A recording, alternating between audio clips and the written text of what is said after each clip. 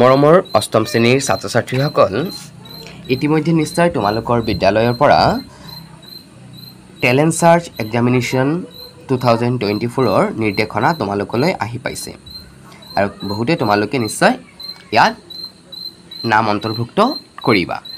আজি মই তোমালোকৰ বাবে 2022 চনত অনুষ্ঠিত হোৱা প্ৰতিভা সন্ধানী পৰীক্ষাৰ প্ৰশ্ন কাকত ধাৰাবাহিকভাৱে আগবঢ়াবলৈ গৈ আছো, যাৰে প্ৰথমে আজি তোমালোকৰ কাৰণে মই জেনাৰেল নলেজ অথবা সাধাৰণ জ্ঞানৰ কেইটামান প্ৰশ্ন আগবঢ়াম। তেন্তে আৰম্ভ কৰোঁ আজিৰ আমাৰ এই ভিডিঅ'। জেনাৰেল নলেজ অথবা সাধাৰণ জ্ঞানৰ প্ৰথমটো প্ৰশ্নত সুধিছিল, তলৰ কোনটো অপৰম্পৰাগত শক্তিৰ উৎস নহয়? নহয় বুলি সুধিছে যিহেতু ইয়াৰ শুদ্ধ উত্তৰটো হ'ব অপশ্যন চি, কোল অথবা কয়লা। কাৰণ বাকী তিনিটা সৌৰশক্তি, বায়ু শক্তি আৰু জলবিদ্যুৎ এইবোৰ হৈছে অপৰম্পৰাগত শক্তিৰ উৎস আৰু কোল অথবা কয়লা হৈছে পৰম্পৰাগত শক্তিৰ উৎস। শুদ্ধ উত্তৰটো হ'ব অপশ্যন চি। ভাৰতৰ সংবিধানত উল্লেখিত নাগৰিকৰ কৰ্তব্যৰ মুঠ সংখ্যা হ'ল? এয়া মই জানো, ভাৰতৰ সংবিধানত মুঠ 11টা নাগৰিকৰ কৰ্তব্যৰ কথা কোৱা হৈছে। অপশ্যন বি হ'ব আমাৰ শুদ্ধ উত্তৰ। ভাৰতৰ জাতীয় পতাকাৰ আকাৰৰ অনুপাত হ'ল? আমি জানো ভাৰতৰ জাতীয় পতাকাৰ আকাৰৰ অনুপাত হৈছে 3:2, যি কোনো এটা অপশ্যনতে দিয়া নাই, সেইক্ষেত্ৰত শুদ্ধ উত্তৰটো হ'ব অপশ্যন ডি। পৰৱৰ্তী প্ৰশ্ন, ভাৰতৰ সংবিধানৰ কোনটো অধ্যায়ত মৌলিক অধিকাৰসমূহ সন্নিৱিষ্ট কৰা হৈছে? অধ্যায় 1, অধ্যায় 3, অধ্যায় 5 নে অধ্যায় 9? ইয়াৰ শুদ্ধ উত্তৰটো হ'ব অপশ্যন ডি, অধ্যায় 3। তলৰ কোনটো ভাৰতৰ ৰাষ্ট্ৰীয়কৃত বাণিজ্যিক বেংক নহয়? Bank of Baroda, state bank of India, Punjab national bank নে ICICI বেংক? ৰাষ্ট্ৰীয়কৃত বাণিজ্যিক বেংক নহয় বুলি যিহেতু কৈছে, সেই ক্ষেত্ৰত আমাৰ শুদ্ধ উত্তৰটো হ'ব অপশ্যন ডি, ICICI বেংক। কাৰণ এয়া হৈছে কি ব্যক্তিগত খণ্ডৰ বাণিজ্যিক বেংক। ইয়াৰ পিছত প্ৰশ্ন নম্বৰ 6, তলৰ কোনজন ভাৰতৰ সংবিধানৰ খচৰা কমিটিৰ সদস্য নাছিল? আমি জানো doctor BR Ambedkar, KM Munshi আৰু N মাধৱ ৰাও এই আটাইকেইজন ভাৰতৰ সংবিধানৰ খচৰা কমিটিৰ সদস্য আছিল। মুঠ 7জন সদস্য আছিল, যাৰ ভিতৰত কোন নাছিল? Option A, Jawaharlal Nehru. প্ৰশ্ন নম্বৰ 7, তলৰ কোনটো ভাৰতৰ সংবিধানৰ মৌলিক অধিকাৰৰ ক্ষেত্ৰত শুদ্ধ নহয়? শুদ্ধ নহয় বুলি কৈছে। তো সংবিধানত মুঠ 6 প্ৰকাৰৰ মৌলিক অধিকাৰ সন্নিৱিষ্ট কৰা হৈছে, এয়া একেবাৰে শুদ্ধ। মৌলিক অধিকাৰসমূহে সমাজত সামাজিক আৰু ৰাজনৈতিক ন্যায় আৰু সমতা প্ৰতিষ্ঠা সুনিশ্চিত কৰে, এয়াও শুদ্ধ। মৌলিক অধিকাৰসমূহ ন্যায়সংগত নহয়, এয়া কিন্তু শুদ্ধ নহয়। তেনেহ'লে আমাৰ কাৰেক্ট অপশ্যনটো হ'ব অপশ্যন চি। 8 নম্বৰ প্ৰশ্নত সুধিছে, ভাৰতীয় ৰিজাৰ্ভ বেংক তলৰ কোনটো চনত গঠন কৰা হৈছিল? ইয়াৰ শুদ্ধ উত্তৰটো হ'ব অপশ্যন বি, 1935 চনত।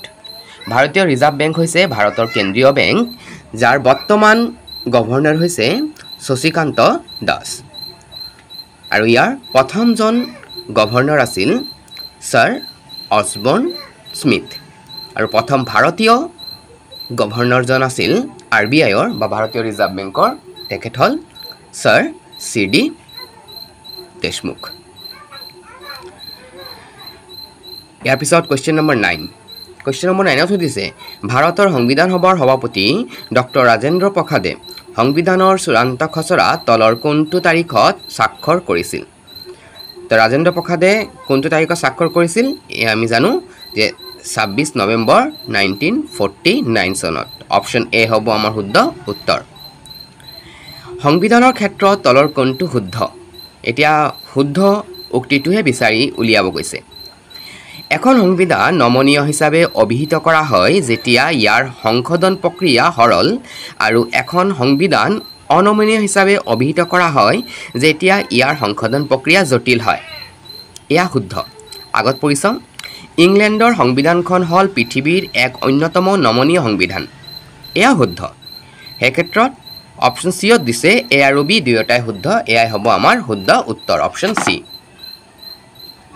নেক্সট প্ৰশ্নত সুধিছে উত্তৰ পূব পৰিষদ NECৰ মুঠ সদস্য ৰাজ্যৰ সংখ্যা হ'ল তো আমি জানো যে উত্তৰ পূব ভাৰতৰ আটাইকেইখন ৰাজ্যই ইয়াৰ সদস্য ৰাজ্য সেই ক্ষেত্ৰত আমাৰ শুদ্ধ উত্তৰ হ'ব অপশ্যন চি 8 তলৰ কোনটো বা কোনবোৰ মানৱ সম্পদ উন্নয়নৰ বাবে প্ৰয়োজনীয় তো আমি জানো শিক্ষা কেন্দ্ৰৰ উন্নয়ন স্বাস্থ্য আৰু পুষ্টি উন্নয়ন নিয়োগ সুবিধা সৃষ্টি এই আটাইবোৰে হৈছে কি মানৱ সম্পদ উন্নয়নৰ বাবে প্ৰয়োজনীয় আহিলা সেই ক্ষেত্ৰত আমাৰ শুদ্ধ উত্তৰটো হ'ব অপশ্যন ডি উপৰোক্ত আটাইবোৰ প্ৰশ্ন নম্বৰ 13 1857 চনৰ সিপাহী বিদ্ৰোহৰ প্ৰথম শ্বহীদ কোন আছিল ইয়াৰ শুদ্ধ উত্তৰটো হ'ব অপশ্যন এ মংগল পাণ্ডে তলৰ কোনটো চনত ব্ৰিটিছৰ বিৰুদ্ধে অসমৰ সৃষ্টি হোৱা প্ৰথম কৃষক বিদ্ৰোহ যাক ফুলগুৰি ধেৱা বুলিও জনা যায় সংগঠিত হৈছিল তোমালোকে জানা অসমৰ ফুলগুৰিৰ পৰা আৰম্ভ কৰি কেইবাখনো কৃষক বিদ্ৰোহ সংগঠিত হৈছিল আৰু প্ৰথমটো সংগঠিত হৈছিল 1861 চনত ফুলগুৰিত শুদ্ধ উত্তৰটো অপশ্যন এ কোচ ৰাজ্যত কোন চিলাৰায় হিচাপে জনপ্ৰিয় আছিল এয়া হ'ব শুদ্ধ উত্তৰ অপশ্যন এ শুক্লধ্বজ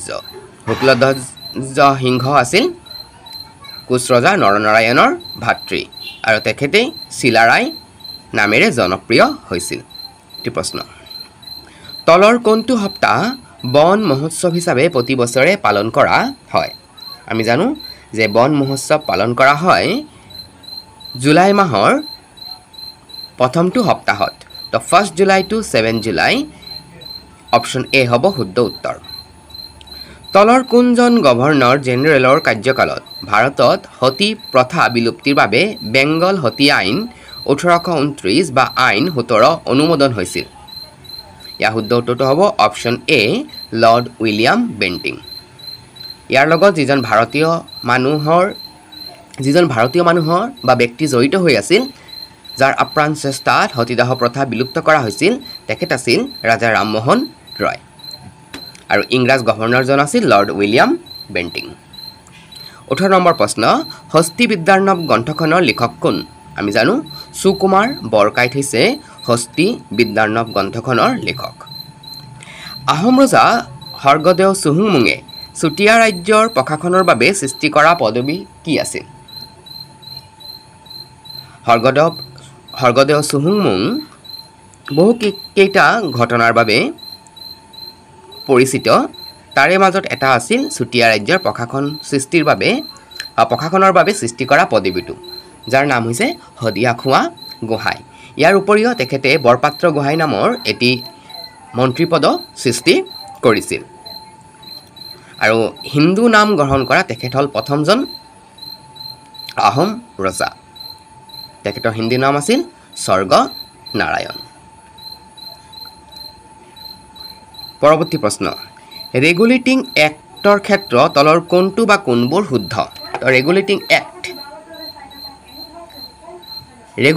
প্ৰথমটো দিছে ৰেগুলেটিং এক্ট 1773 চনত ব্ৰিটিছ সংসদে প্ৰয়োগ কৰিছিল এয়া শুদ্ধ এই আইনৰ ব্যৱস্থাৰ অধীনত বেংগলৰ গভৰ্ণৰক গভৰ্ণৰ জেনেৰেললৈ পদোন্নতি দিয়া হৈছিল এয়াও শুদ্ধ এই আইনে ভাৰতত ব্ৰিটিছ চৰকাৰৰ স্থায়ী শাসনৰ পথ প্ৰশস্ত কৰিছিল এয়াও শুদ্ধ তেনেহ'লে উপৰোক্ত আটাইবোৰ শুদ্ধ অপশ্যন ডি হ'ব শুদ্ধ উত্তৰ পৰৱৰ্তী প্ৰশ্ন তলৰ কোনটো তাৰিখত বিশ্ব উপভোক্তা অধিকাৰ দিৱস হিচাপে পালন কৰা হয় এয়া হ'ব অপশ্যন এ 15 মাৰ্চ ব্ৰহ্মপুত্ৰ নদীৰ উৎপত্তিস্থলৰ হিমবাহুটোৰ নাম কি ব্ৰহ্মপুত্ৰ নদীৰ উৎপত্তিস্থলৰ হিমবাহুটোৰ নাম হৈছে চেমা ইয়ুংডুং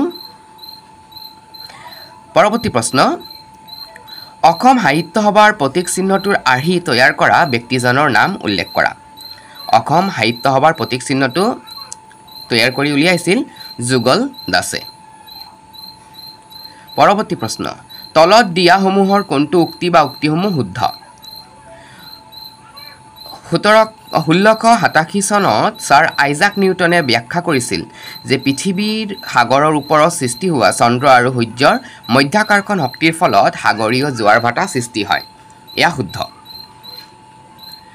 নাটনি জোৱাৰ সৃষ্টি হয় যেতিয়া সূৰ্য চন্দ্ৰ আৰু পৃথিৱী একেই ৰেখাত অৱস্থান কৰে এয়া কিন্তু শুদ্ধ নহয় কাৰণ নাটনি জোৱাৰৰ সময়ত সূৰ্য চন্দ্ৰ আৰু পৃথিৱী সমকোণ সৃষ্টি কৰিব লাগিব আৰু পৃথিৱী আৰু সূৰ্যৰ মাজত দূৰত্ব হ'ল 38,44,400 কিলোমিটাৰ এয়াও কি হৈছে ভুল তেনেহলে আমাৰ কেৱল মাত্ৰ শুদ্ধ হ'ব অপচন এ প্ৰশ্ন নম্বৰ 25 তলৰ কোনখন চহৰ 1661 চনত ব্ৰিটিছে পৰ্তুগীজসকলৰ পৰা যৌতুক হিচাপে লাভ কৰিছিল এয়া হ'ব অপচন এ বম্বে পৰৱৰ্তী প্ৰশ্ন সত্যমেৱ জয়তে শব্দকেইটা তলৰ কোনখন পৌৰাণিক গ্ৰন্থৰ পৰা লোৱা হৈছে এয়া হ'ব অপচন এ মুণ্ডক উপনিষদ পৰৱৰ্তী প্ৰশ্ন সুধিছে গ্ৰেণ্ড মাষ্টাৰ উপাধিটো কোনবিধ খেলৰ সৈতে জড়িত এয়া শুদ্ধ উত্তৰটো হ'ব চেছ অথবা শতৰঞ্জ আৰু গ্ৰেণ্ড মাষ্টাৰ শব্দটো আমাৰ এই খেলৰ লগতে জড়িত পৰৱৰ্তী প্ৰশ্ন কোনটো দিনত বিশ্ব ধৰিত্ৰী দিৱস পালন কৰা হয় শুদ্ধ উত্তৰটো হ'ব 22 এপ্ৰিল তাৰিখে কিয়েভ কোনখন দেশৰ ৰাজধানী ইয়াৰ শুদ্ধ উত্তৰটো হ'ব ইউক্ৰেইনৰ ৰাজধানী হৈছে কিয়েভ 30 নম্বৰ প্ৰশ্ন যদি স্কুল শব্দটো ষ্টুডেণ্টৰ সৈতে সম্পৰ্কিত তেন্তে একেদৰে হস্পিটাল তলৰ কোনটো সৈতে সম্পৰ্কিত তো স্কুল যদি ষ্টুডেণ্ট হয় তেনেহলে হস্পিটাল হ'ব কি অপচন ডি পেশেন্ট পৰৱৰ্তী প্ৰশ্ন তলৰ কোনটো সংখ্যা প্ৰদত্ত তিনিটা সংখ্যাৰ সৈতে একেদৰে সম্পৰ্কিত 144 256 324 ইয়াৰ শুদ্ধ উত্তৰটো হ'ব অপচন এ 625 কাৰণ ওপৰত দিয়া আটাইবোৰ সংখ্যাই বৰ্গ সংখ্যা আৰু তলত অপচনত দিয়া কেৱল মাত্ৰ 625 হৈছে কি বৰ্গ সংখ্যা প্ৰশ্ন নম্বৰ 32 বিশ্ব এইডছ দিৱস 2022 চনৰ মূল বাণীটো কি আছিল 2022 চনৰ বিশ্ব এইডছ দিৱসৰ মূল বাণীটো আছিল সমতাকৰণ অথবা ইকুৱেলাইজ ভাৰতবৰ্ষই বিশ্ব পুৰুষ দলগত বেডমিণ্টন ট্ৰফি থমাছ কাপ 2022 চনৰ চূড়ান্ত খেলত তলৰ কোনখন দেশক পৰাস্ত কৰি প্ৰথমবাৰ চেম্পিয়ন হোৱাৰ গৌৰৱ অৰ্জন কৰিছিল শুদ্ধ উত্তৰটো হ'ব অপচন এ ইণ্ডোনেছিয়াক 3-0 পৰাজিত কৰি থমাছ কাপ 2022 অৰ্জন কৰিছিল ভাৰতে আৰু সাধাৰণ জ্ঞানৰ অন্তিমটো প্ৰশ্ন হ'ল ভাৰতৰ শ্বেত বিপ্লৱৰ পিতৃ হিচাপে কাক অভিহিত কৰা হয় তেখেত আছিল অপচন বি ডক্টৰ ভাৰ্গিছে কুৰিয়েন